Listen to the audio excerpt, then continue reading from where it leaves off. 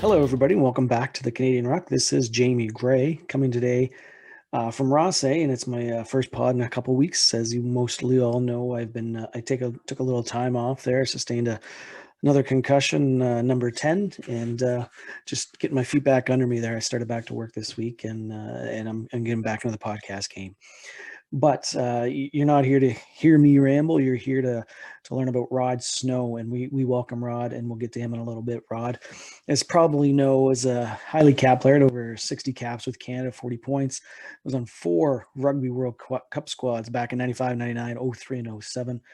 190 appearances with Newport over in Wales, another 40 with the Dragons. Played for the Rock, the Swilers, Churchill Cups, the Barbarians in 96 versus Wales. He was inducted into Newport's Rugby Hall of Fame. He's also inducted into Rugby Canada's Hall of Fame with that inaugural class. He's named third best prop in the world back in 99 by World Rugby Magazine, sorry. He was also named British Writers Player of the Year back in 2005. And he's also a Sport Newfoundland and Labrador Senior Male Athlete of the Year back in 1995. So Rod's got a very impressive resume, very impressive career, and it was a great conversation. We'll get to him very, very soon. As always, though, a little plug here for us. If you want to contact us or follow us on social media, we're on Twitter, Instagram, Facebook, and our email is at canadianrock@gmail.com. Just Google it. You'll be able to find us, no problem. Just as importantly, though, when you're listening to these podcasts or you're watching them on YouTube or you're listening on Spotify, iTunes, Google Podcasts, or Castbox, make sure that you're liking, you're following, you're subscribing, but then you're sharing these messages. We want everybody to hear Rod's story. Make sure that you share this out so more people hear about Rod Snow. And lastly, if you're looking for a place to find all previous information or other pods or what have you, you can find us on our website at thecanadianruck.weebly.com.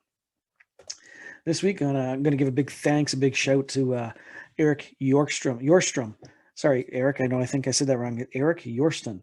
Eric, he's one of you that have been listening along, and he's been hearing me complaining about the lack of ability for me to watch Super Rugby in Canada. And Eric has hooked me up. Very grateful for him reaching out and coming up with a solution. So, Eric, thanks very much. Very happy that you reached out, because I've been getting my Super Rugby fix, all thanks to you. All right, we're going to look at some news now, and we're going to take a look at some rugby news and local news. This one just came out. Castaway Wanderers coach is asked to step down. This has been due to allegations of abuse made over social media towards the coach. Allegations, as of now, when I'm recording this Friday night, have no legal implications. That might change, but the allegations are that the coach has groped women on and under the clothes at bars and at sports meetings. Castaway Wanderers president Dave Crossley has stated, "We're not judging or blaming, but we felt the club needed to be clear and make a separation while the coach deals with this. We hope the outcome is good for all."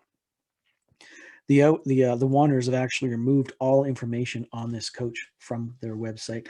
These are pretty serious allegations.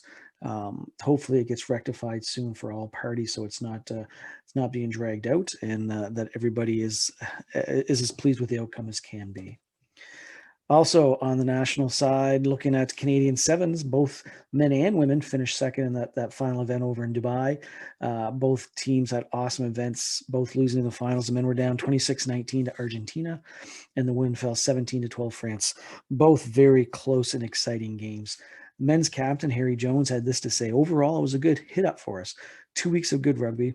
The first week was a bit shaky, getting the rust off. It was the first real rugby any of the boys had played in over a year. Second week, we looked a lot better. Still lots to work on." So saying that, I mean, the women were in the same boat, and both teams represented well. As you know, Canada won the first part of that, and the women's team, and the men finished fifth. And then they both regrouped and came in second in the second half of that journey. So good on you, sevens teams, and hopefully get back safely to Canada here soon. But this Dubai event, that was a great primer for the Olympics, testing both teams, helping them prepare, getting them all ready for those Olympics that are coming up in less than 100 days. Although some in Japan, some Japanese officials are still saying that the Olympics might get canceled. Less than 100 days out, Japan is just hitting its fourth wave of COVID. One official stated, "If it seems impossible to do anymore, then we have to stop decisively. If the Olympics were to spread infection, then what are the Olympics for?" So some pretty honest questions. Personally, I think most want the Olympics to move forward. it's a sign that better days are come. It's that peaceful transition into sport and allowing sport to help the nations and the world heal itself.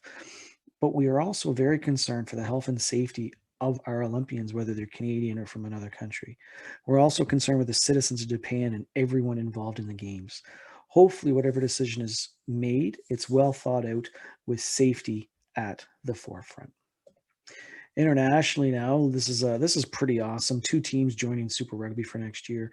For the 2022 season, um, Fijian Drua and Moana Pacifica have granted conditional licenses for 2022. Conditions are that the 2 teams, they have to display their final business plans and it has to get approved. This will then push Super Rugby to 12 teams next year. Going to be 5 from New Zealand, 5 from Australia, and plus the aforementioned 2. It's been a long time coming. I'm sure a lot of you know Pacific Island teams have been lobbying since the game went professional to get into some type of Super Rugby competition. It's definitely long overdue, but it's now a step in the right direction. It definitely should make for more exciting rugby in the Southern Hemisphere, and who doesn't want more exciting rugby from the Southern Hemisphere? This was interesting. I heard this on the weekend, and it's the tech is a little bit old. I think it was developed over a year ago, but smart balls. Yeah, I don't know. Mine aren't smart, but these ones apparently are. These have been introduced at the Women's Six Nations, and it seems to be a pretty cool piece of tech. It's a design partnership between Gilbert and Sportable, and each ball has a tracking chip embedded in. If you're on YouTube, that's kind of the inside of what the ball would look like. Some of the stats that can be tracked: the length of the clearing kicks, the hang time, the longest pass, the fastest pass, total distance the ball traveled, total air time of travel. Some really interesting stats that I imagine could help some players fine tune their skill sets. I was coaching tonight with Mark Jenkins, my co-coach, and I was explaining this to him, and he's like, there's a lot of possibilities, but he said at the end of the day, when you're watching a game, the cameras and the computer system they have pick up all that, which they do, but I think it's probably good in the practice avenue, or for ways for people to improve their precision of their passing by finding out how fast that ball's leaving your hands, how quick it's going. Is your kick getting too high? I think there's lots of great possibilities, so it's really cool. And lastly, for some news, MLR this weekend. It's a major weekend of rugby here at Major League Rugby in North America. On Saturday, we got the Arrows hosting Seattle. Should be a great match watching Cole Keith square off against DJ Sears-Drew in those scrums. We got the NOLA Gold is hosting the New England Free Jacks, and Kyle Bailey's going to be a force this weekend. Travis Larson, Josh Teal's San Diego Legion will be hosting the Utah Warriors, and San Diego is back in San Diego, so they're pretty excited for that. DTH, he's been on fire this year. His LA Giltinis are on the road to Houston to face the Sabercats, and Matt Heaton and Rugby Atlanta are in Austin to face off with Jeff Hassler and the Go Gronies. Only one on Sunday, and that's Doug Frazier's Old Glory, and they're on the road facing Rugby United New York. All the way you look at it, Rugby Comatose will be happening this weekend. Hopefully you get yours on as well. Check out all the matches on the Rugby Network. Great free streaming site that Major League Rugby puts on. It's been a godsend to get rugby this year. How they're doing it for free is beyond me, but they're reaching a lot of people because of it. And then the Arrows game, obviously, they are on TSN. Check them out in Canada. Looking for some coffee? Well, we got some for you. East Coast Roasts Coffee is an independent micro coffee roaster here in St. John, New Brunswick. What microbreweries are to beer, East Coast Roast is to coffee.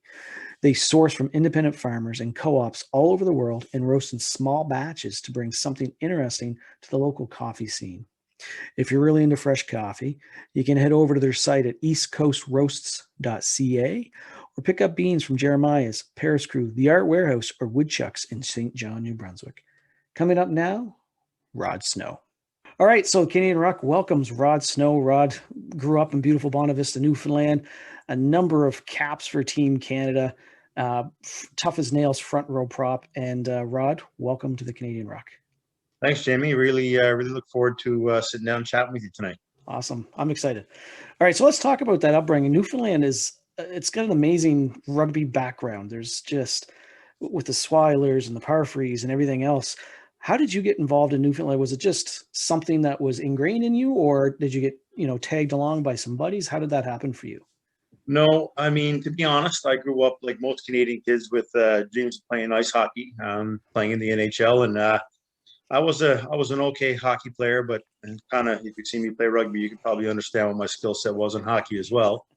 I was fortunate enough to realize that though I had opportunities to to go away and play at a young age, I realized that the lifestyle that would have brought me probably wouldn't have been in my best interest. And 14 or 15, when that opportunity was in front of me, I got involved with the sport of rugby at I'll say a higher level as well.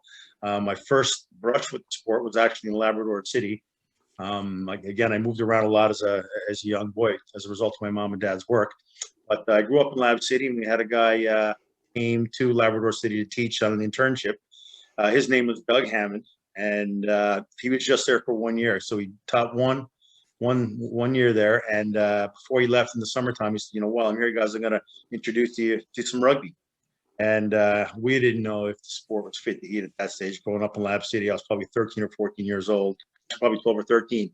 And we didn't have any uprights, didn't have any grass pitches. We had a gravel field, and Doug had one rugby ball. And anyway, he introduced us to the sport, and I kind of fell in love with it from the onset. And I moved to Mount Pearl, Newfoundland, which is right next door to St. John's, a year later. And Doug's, when you get to St. John's, you gotta find these guys who I played with when I was there, and you get introduced to them and get involved in the game. And so I came to Newfoundland, looked up the Dogs Rugby Club, and I guess the rest, as they say, is history. So that's really cool. I like the gravel field, the no uprights, like that's just tough as nails rugby right there. But you went from Newfoundland, you ventured out, you went over to Newport and the Dragons in Wales. Talk to us a little bit about playing in that atmosphere. It was pro at the time, correct? That's right. That's kind of a roundabout or longer story how I got there. But I mean, I before I played any professional rugby, I played in the World Cup in South Africa, and I'd really only been playing rugby in the front row probably only about a year at that stage. It was kind of a baptism by fire. I really had very few games under my belt in the front row. But I went to South Africa, played in the World Cup, and after that World Cup, I had an opportunity to play for Eastern Province, which I guess was my first pro contract. If you remember, they made the decision during the '95 World Cup to professionalize the sport of rugby at the conclusion of the World Cup. I had an opportunity to stay and play in Eastern Province, and to be honest, it wasn't. It was a great learning experience, but it wasn't a great rugby experience. The coach that recruited me at the World Cup was only there for probably 2 to 3 weeks. Once I joined the team after the World Cup, and he got fired, they brought in another coach who wasn't necessarily a big fan of the way I played the game, and I was kind of on the fringe of the squad for that whole Currie Cup season. Great rugby experience. I learned a lot from it, but it wasn't one of those things that where I feel like I played great rugby and had a chance to really show my skills. I was actually leaving South Africa, and I made a phone call to Gareth Reese, who was playing in Newport at the time. And so, Gareth, I'm flying through London. I'd like to spend a couple of days there. Maybe stick around, play some rugby. So I did that. Went to Gareth's. Went down to Newport. Had a couple of conversations with them, and anyway, ended up signing a contract with them. And I think at that stage, there weren't any professional players on the books, as they say, in Europe as professional rugby players. There are lots of players, obviously, earning a living, earning a salary playing there, but none that were official rugby players. So I was probably the first one, to my knowledge, in Britain. And I know that because my paperwork, when it came time to get through it as a professional rugby player, took some amount of time because they hadn't gone through that process with any foreign nationals at that stage coming to play rugby. So you went over, you got your cup of coffee, you learned a little bit of the pro trade, but you also had a real cool time. You had a stint with the Barbarians, and then obviously with the Atlantic Rock, which is East Coast legends play with the Atlantic Rock. How did the Rock help you moving forward with Canada and professionalism? Yeah, it was kind of it's. I mean, to be honest, I had I kind of started full time with the national team, or kind of really got my foot in the door at about age 23. So from the time I picked up the game at 16 or 17 until that age, I mean, all my development was with the Rock at that time. At that stage, for most of my career, I was still in the back row. So though I understood and learned a fairly ferocious physical brand of rugby, it was kind of all inside our national game at that stage. I mean, I really had no idea what was outside the country, Canada, in terms of rugby. which I learned fairly quickly, having been involved in a tour to New Zealand just before the '95 World Cup, of course, the '95 World Cup, and then making my way on to Newport after that.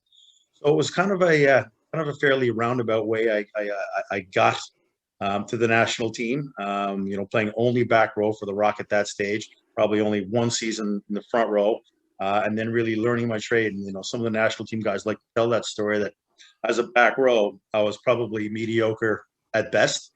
So I would go on tour with the national team, and they'd want to do some scrummaging, and they'd want to have to do live scrummaging. Of course, you carried an extra prop and an extra hooker, but you never really had that second prop you needed. So, of course, guess who got stuck into the front row for most of those first 2 or 3 tours I went on? I think that It was worked out me. well, though.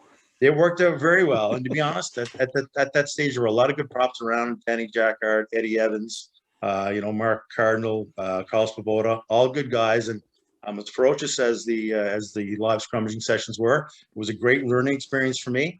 And I think it was those guys who taught me, that you can probably compete at this position on a world level. And it was, during my time with those guys that I really decided to make playing the front row my home and something I wanted to do. So as much as the Rock prepared me for the physicality, the challenge of everything, as coming from Newfoundland, you're always playing against Ontario, BC, Alberta, bigger, better, more experienced players, more experienced teams.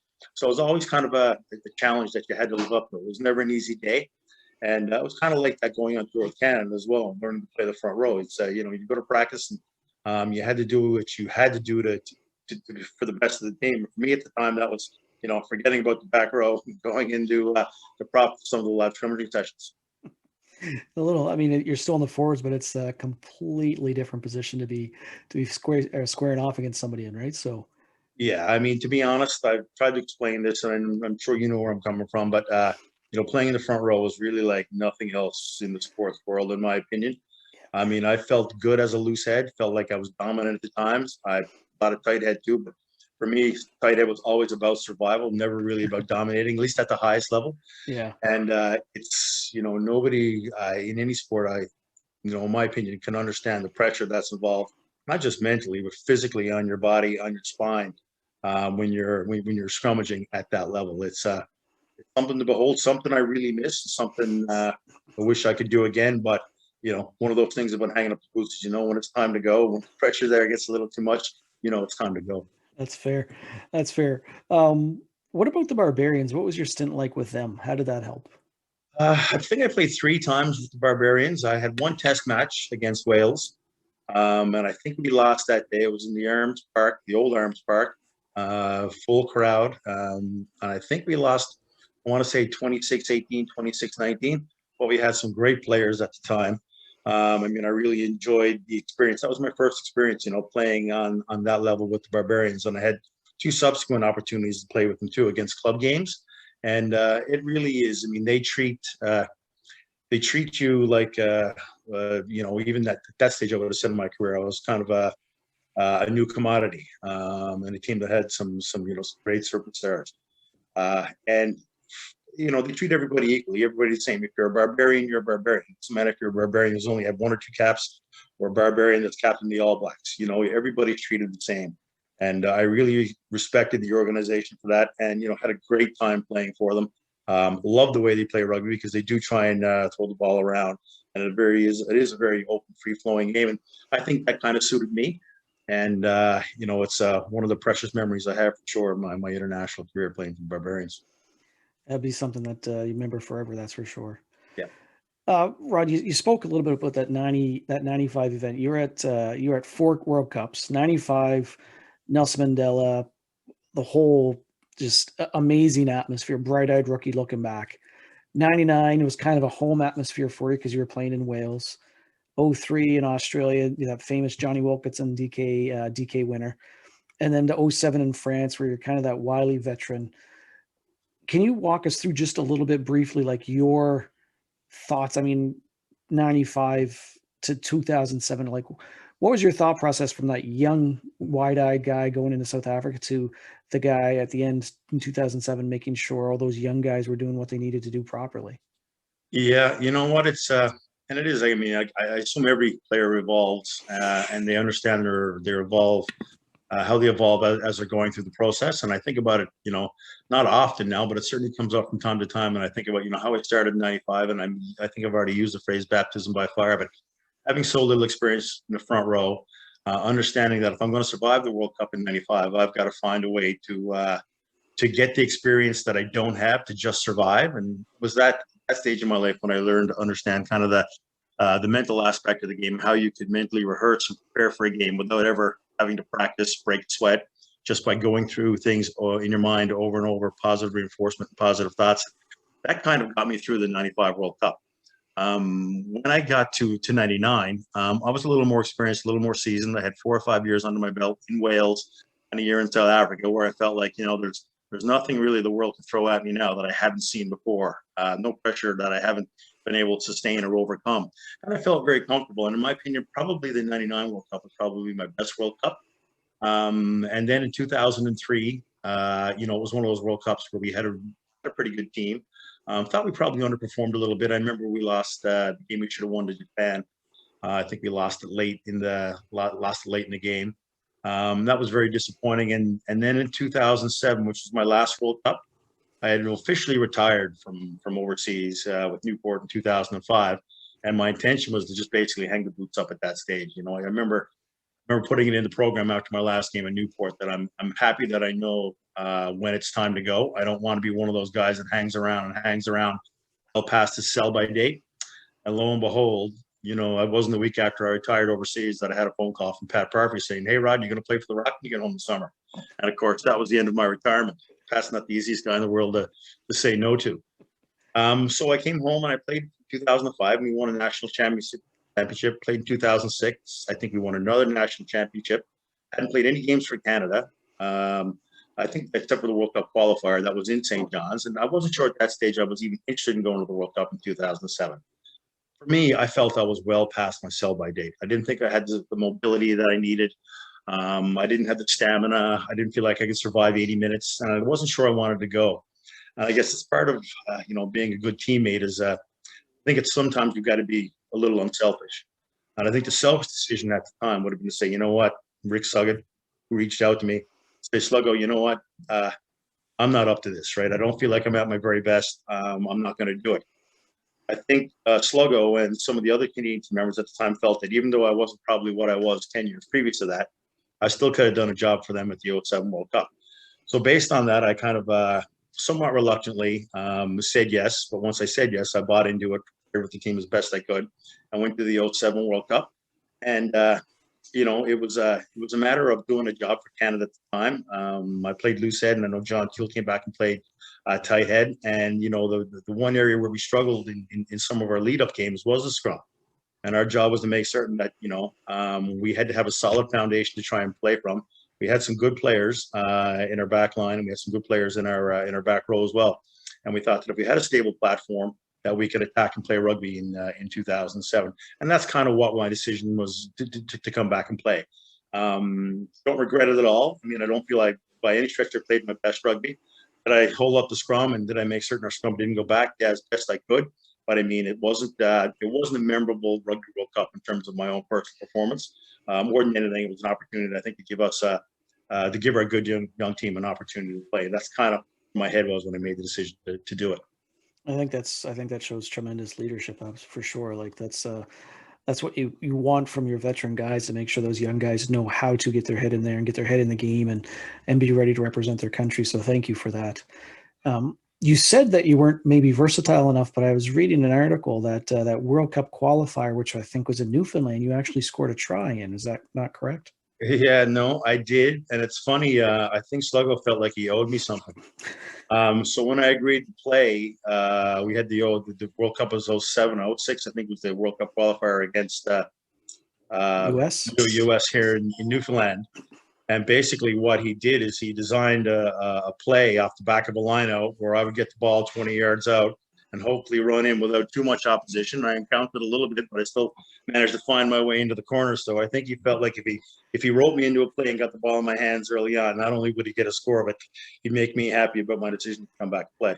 I imagine the crowd would have went crazy over that as well. So yeah, I think they were. I think it might have been our first score of the day too. So it was got us off on the right foot. And I can't remember what the score was, but it was a pretty good hammering. I don't know Yeah, if Canada's ever beaten the States by such a margin. I want to say 40-15 or something like that. I feel like we beat them. We beat them good. that seems right. I also read that the Swiler's grounds are looking to host a World Cup qualifier with Canada and US post COVID at some point as well. So they're in the running. Yeah, they're looking at doing. I know it's still on the cards. I want to say either next, possibly this summer or the summer after, hosting an international. Maybe may or may not be a World Cup qualifier. So stay tuned on that one. I think Newfoundland definitely deserves another international rugby game. Yep. We're 1 for 1, so that's that's a good record to stack up on. And I think we do a great job of hosting it. So I'm fingers crossed it's going to happen for us. That's awesome. I hope so too.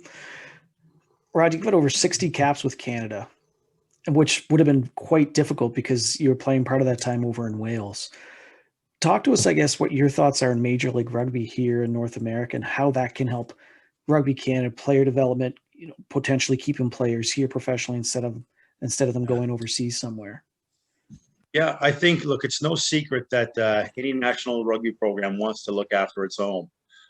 So it's definitely kind of a catch-22. You want your players playing the highest level rugby they possibly can, but let's face it, the player playing in Wales or France their international career is not going to be at the fore of the rugby club, being in France and England or Wales or wherever. Ideally, Canada's top rugby players will be playing rugby here, and that way they can look after the best interests of their own players. I understand it's a bit of an uphill challenge, but yeah, with the advent of Major League Rugby, we got a chance to do it.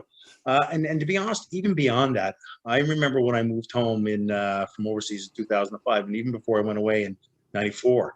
We had a pretty robust domestic league here in the country, and it was very competitive. And I think that was good for the national team.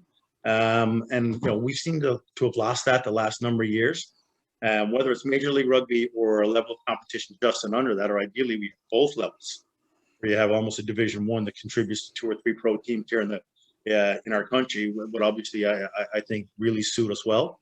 But I understand that rugby is a game that needs to gain some momentum here in the country before we get to an additional professional team. But I hope it happens, because I think it would be, though I appreciate the challenges, I think it would be the best for our professional game for sure.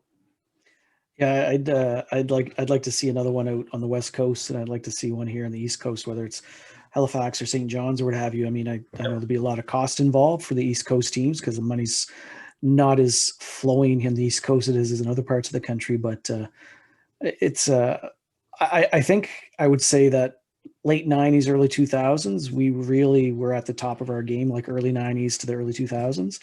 But when professionalism really took hold, it seems that rugby in Canada, it started to water down a little bit. Maybe I'm not sure what the word would be. Yeah, I think got diluted. I think is a watered down is probably a fair way to interpret it. I mean, I can say this. I know the Rock, when they had their best teams and we won national championships, we were able to go to Wales and play Division One teams and be competitive and beat them. That's only one division away from the Premiership.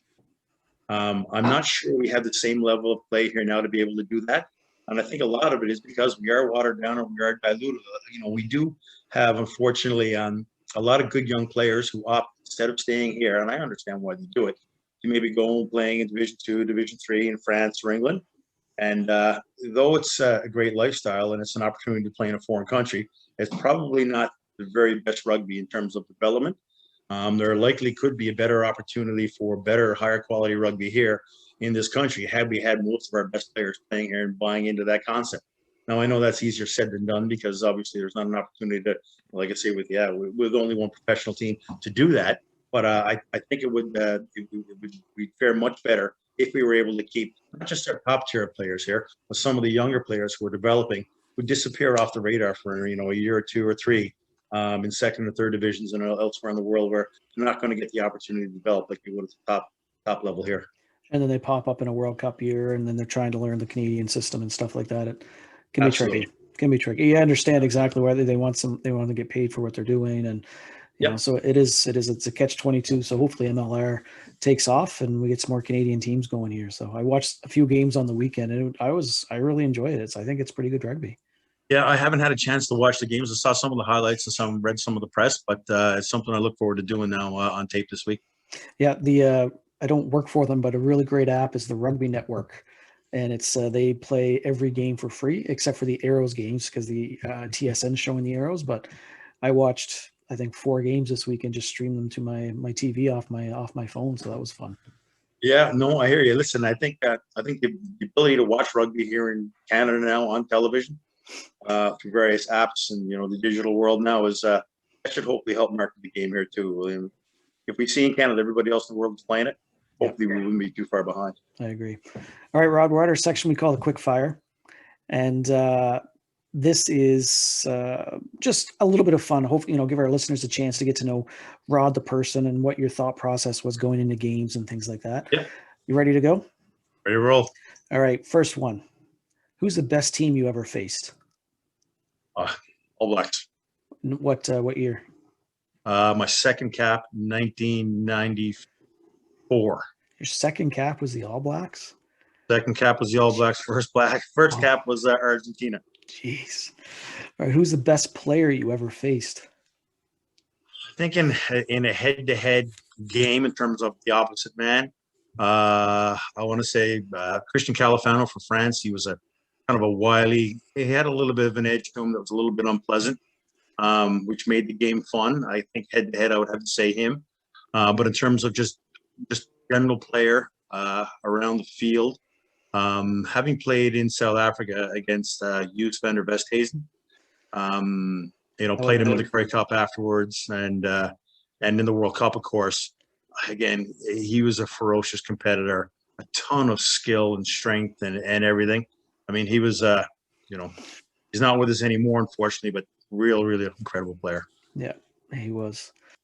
You might not want to answer this, being a tough prop and everything, but who's the toughest player you've faced? And when I say that, I mean, it's the guy you look up and they're charging down at you on a 1v1 and you're just praying that they spill the ball or their boot comes undone or something. Well, it's funny. It's part of me wants to say it's guys that were on my own team, guys that would have ran when you warm up before a game, not a game, when you warm up in practice with some sevens or tip or whatever. I remember at one stage in Newport, looking across and there's Opisa Tanu, Percy Montgomery, Gary Teichman, all the world, Shane Howarth. There were some pretty spectacular players in our own squad that you had to worry about. Never mind players on the other team, when because they get exposure pretty good. And even here in in Canada, I mean, a guy like Tony McGann.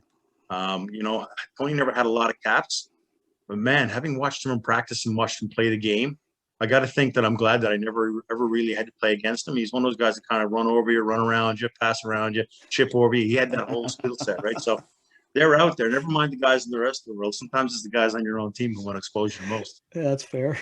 All right. What was the best match you were ever a part of? Best match was winning the Principality Cup with Newport.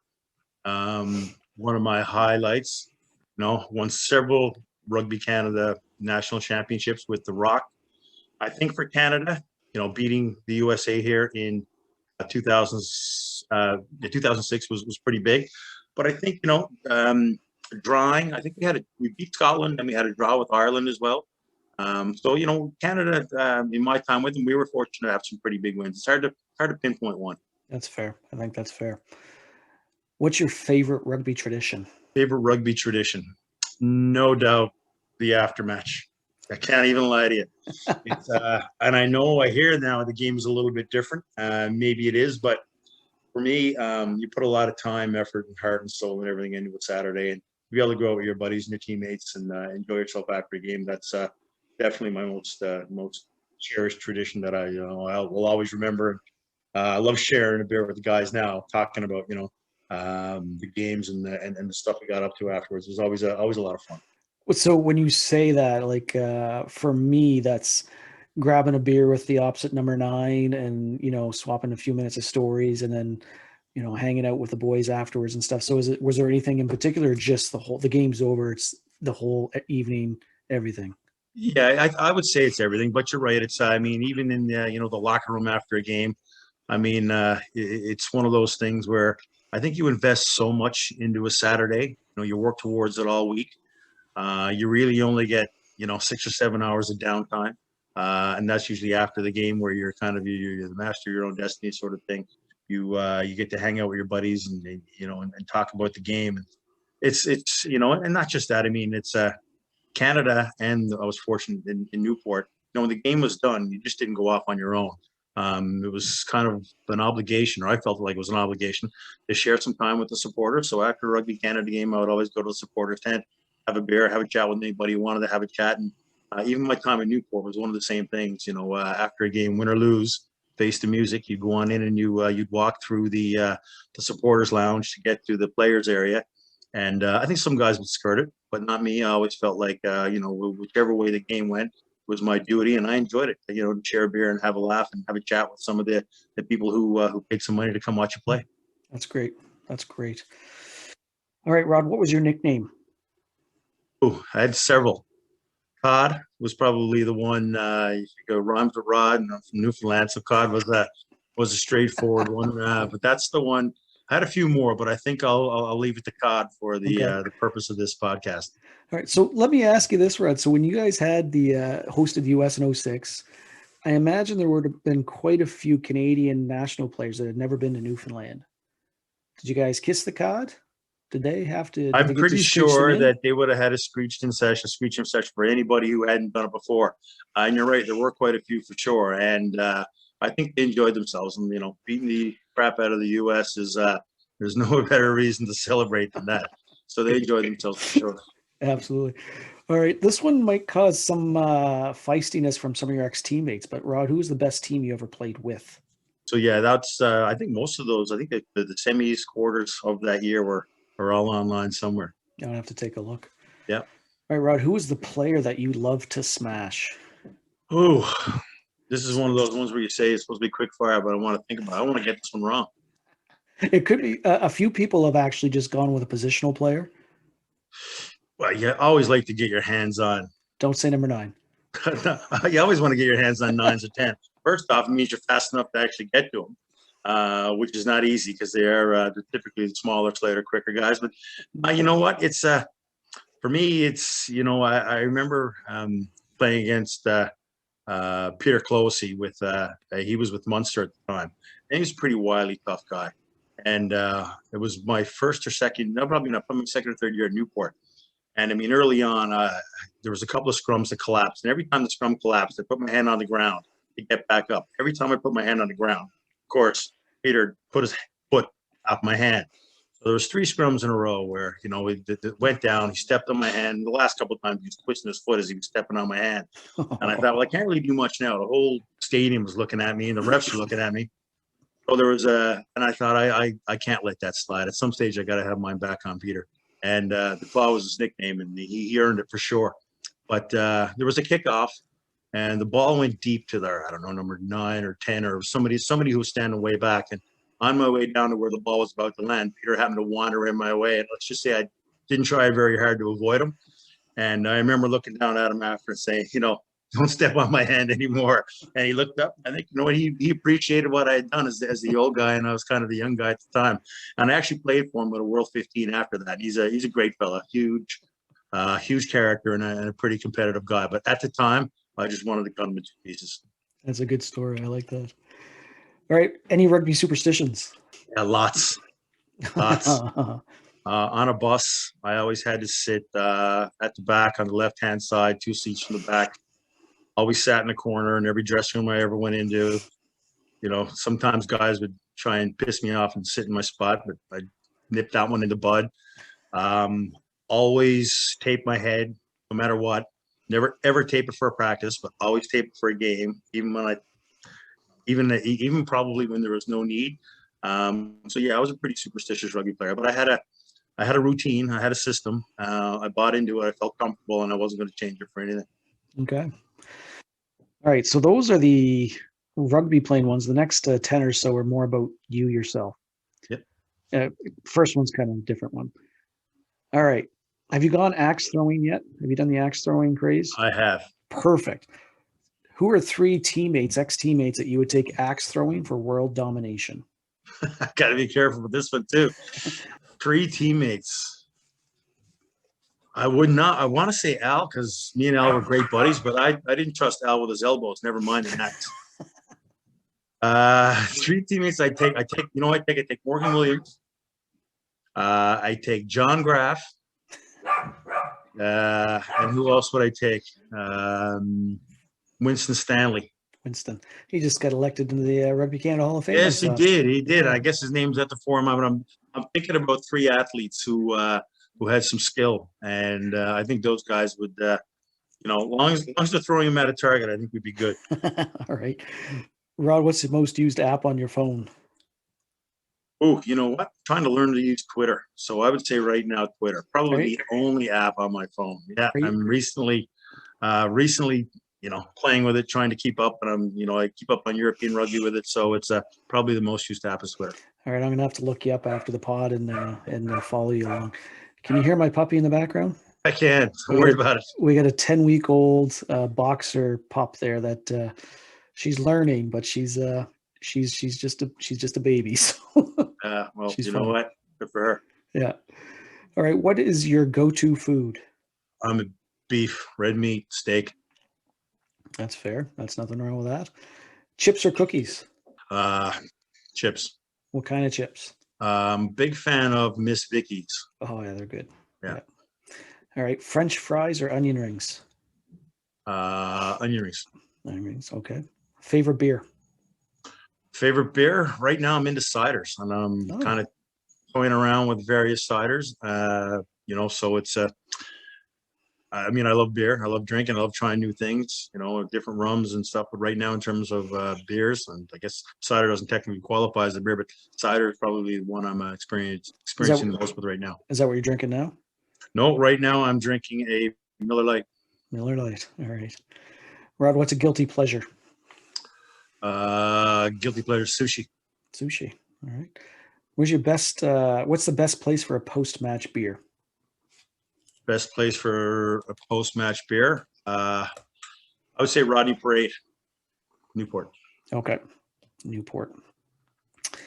And what would be your favorite song? Like if you had a personal anthem, what would that be? I got to go with Bon Jovi, Dead or Alive. Ah, nice one. Nice one. All right. I like that one. Let me see here. What series are you binge watching right now? Right now, Yellowstone.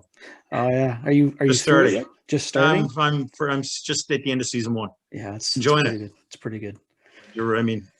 Everybody's binge watching something. I've been through a couple. Just finished Breaking Bad, and I love that one as well. I still haven't seen that one. Everybody keeps telling me to watch it. All right, what's your favorite movie? My favorite movie, I think Shawshank Redemption is everybody's favorite movie. One of my favorites as well. Yeah, that's a good shout. All right, thanks for those. Those are fun. Only got a handful of questions left. Rod, who had the biggest impact on you as a player?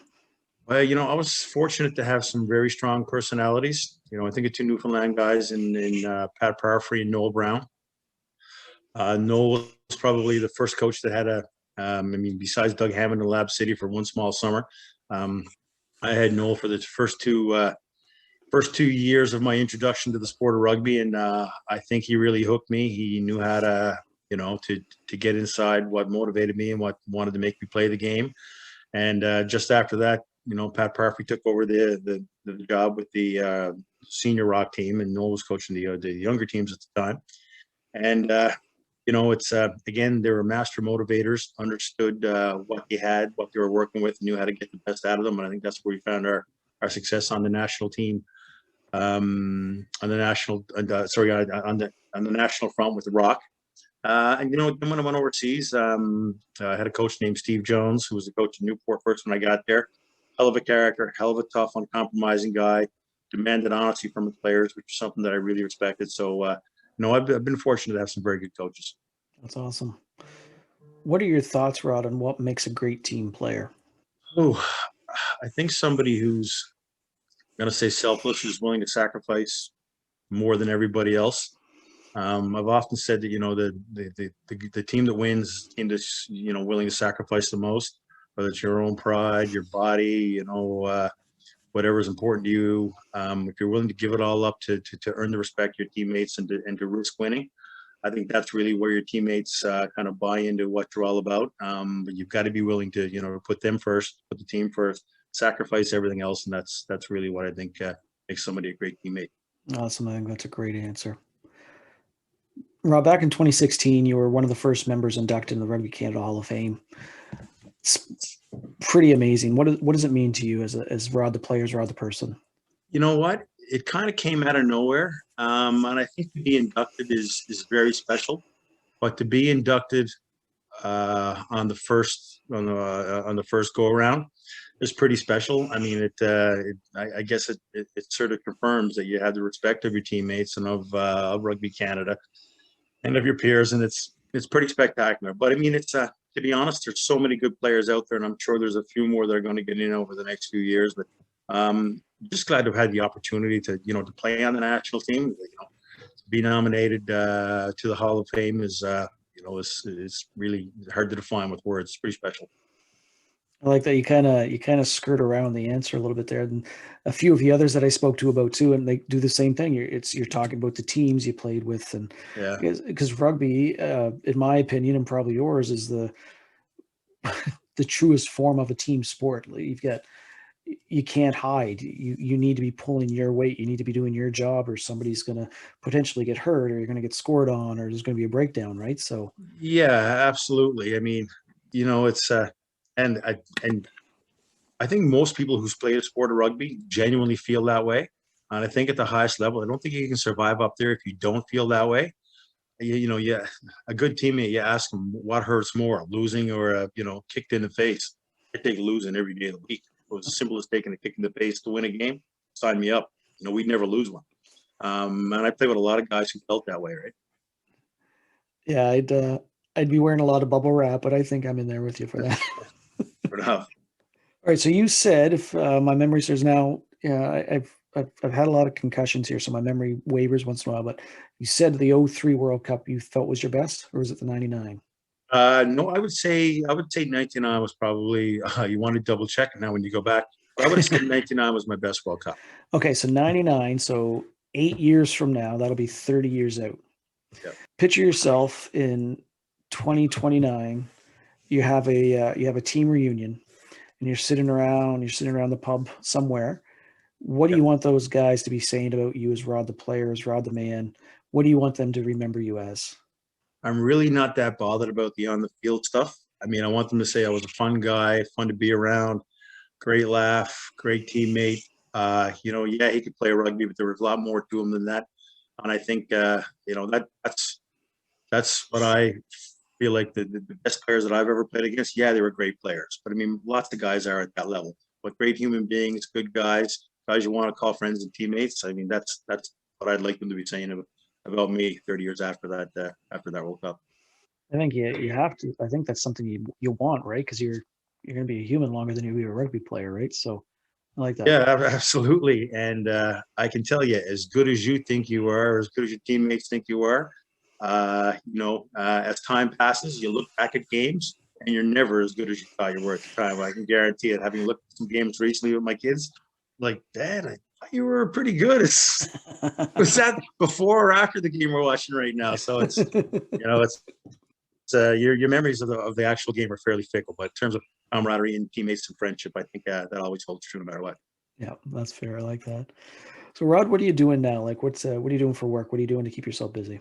I'm the executive director at the Newfoundland Labrador Sports Center. It's a government crown corporation, so it's I'm still in the sports world, and albeit mostly in an administrative capacity. But we've do a lot of stuff with Canada Games and work with Canada Games high performance athletes in all sports, trying to prepare them to be successful at the Canada Games and national championships. So it's right up my alley. I must say I enjoy it. I really enjoy what I do. Feel very lucky to have the opportunity to do it and still have an impact on sports, albeit not as a player, but as an administrator. That's good. Are you right in St. John's? Yeah. I live just outside in Paradise, but Paradise. I work in St. John's. Awesome. All right. Lastly, any great rugby stories you can share with us? If you want to throw an old teammate under the bus, feel free. It's up to you, though. No, I couldn't do that. I'll throw myself under the bus. To be honest, there's lots of great stories. I know I've told a few recently on various podcasts, and I'm not sure I told this one.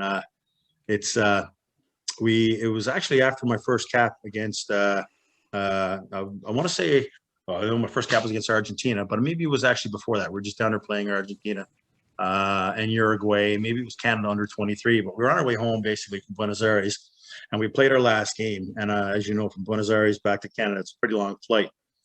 And anyway, of course, we got right off the field, right onto the plane. No time for any beer or anything. Shower onto the plane. And I remember I was sitting with Ian Gordon at the time.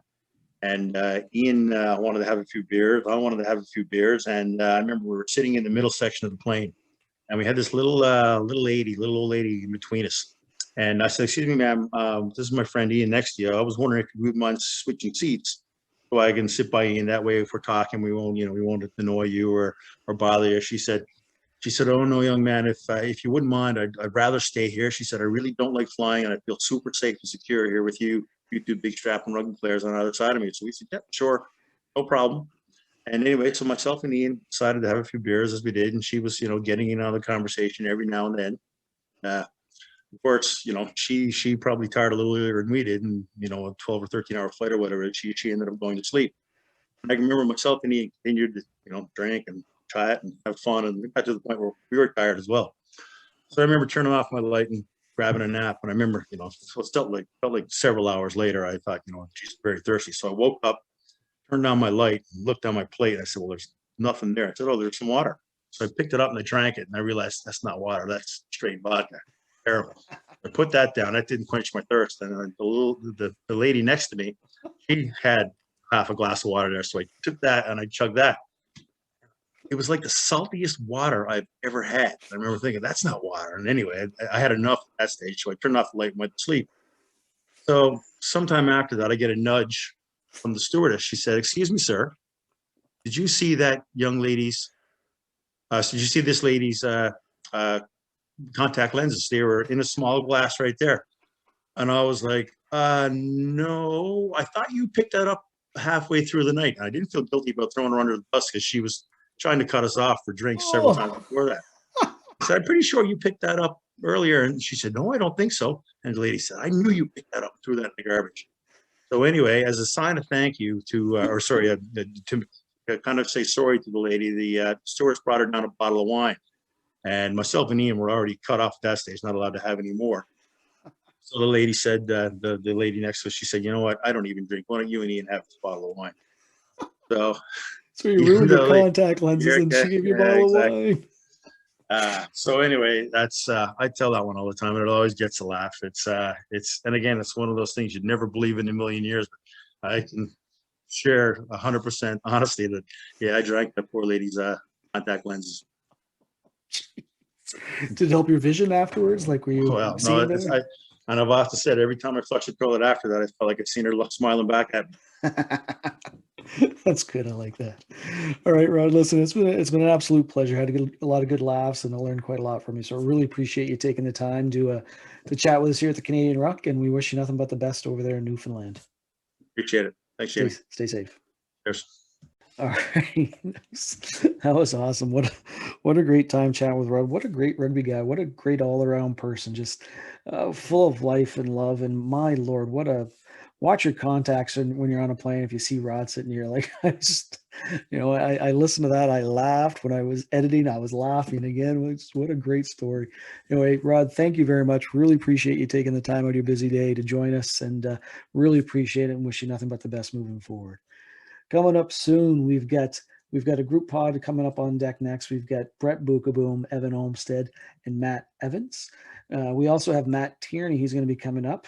And Matt Evans is going to be doing a solo pod as well. And again, Tom Woods and I are still trying to hook up on that date.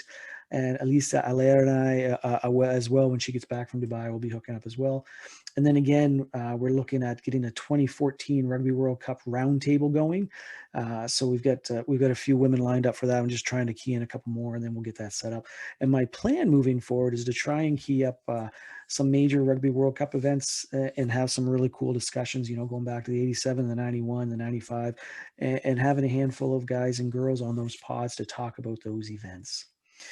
As always, I want to thank everybody for listening. without you, these stories wouldn't be heard. So I know all the athletes that have been on, all the executives that have been on, truly appreciate that you're listening and spreading these words, because it's always great for the game of rugby. So make sure you're spreading those. As always, got to say thanks to my son Rylan for supplying us with their tunes. A little plug for Rylan. He's, grade 7 here at Ross Netherwood, where I teach in New Brunswick, Canada. And he just asked me one day, can I make you some intro and outro music for your podcast? And I said, okay. And apparently he learns how to make some music digitally. So he did. And that's what your intro and outro music is. It's designed by my 12-year-old. As always, feel free to request topics for future podcasts. I've had a couple people email in some questions, and those there's one of those questions is going to be coming out on that group pod with Olmsted, Bookaboom, and Evans. And so anytime you think that, you'd like to hear from somebody, you have a specific question, or you want to hear from a specific guest, shoot me a message and let me know. And lastly, this is Jamie. And until next time, stay safe, stay healthy, stay sane. Most importantly, keep on rocking.